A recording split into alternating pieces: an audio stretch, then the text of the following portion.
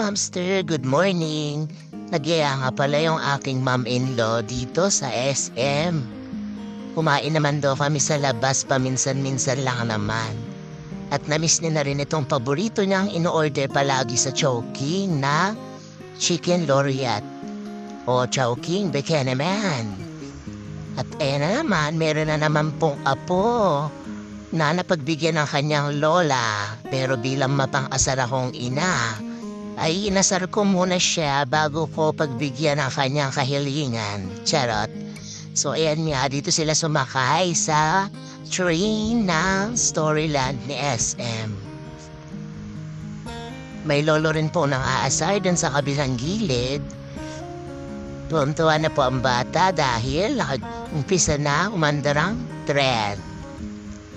Konti lang yung sumakay. So ayun, binawian ako, diba? Nang-asar din siya. In fairness naman sa food court nitong SM South Mall, nag-level up siya. Bet ko yung mga halaman, ang lakas makaplantita. Pauwi na nga kami, tinaman naman yung maglola.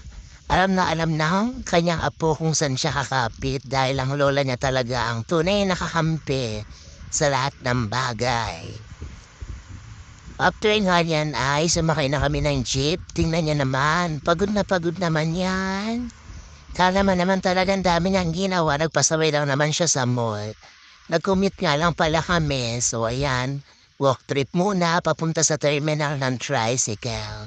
At ito na nga, nakasakay na kami ng tricycle.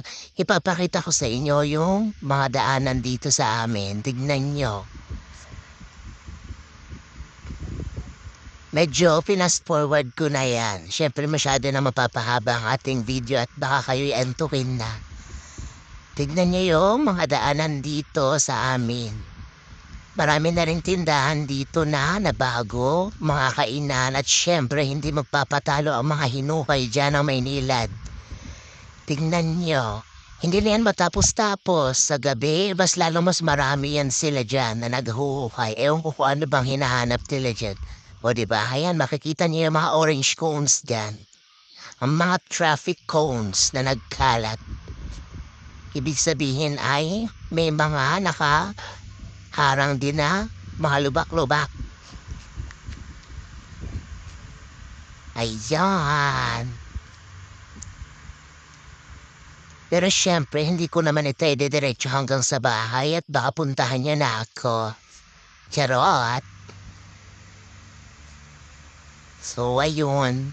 Hanggang dito na lang muna tayo mga momsters. See you sa aking next video.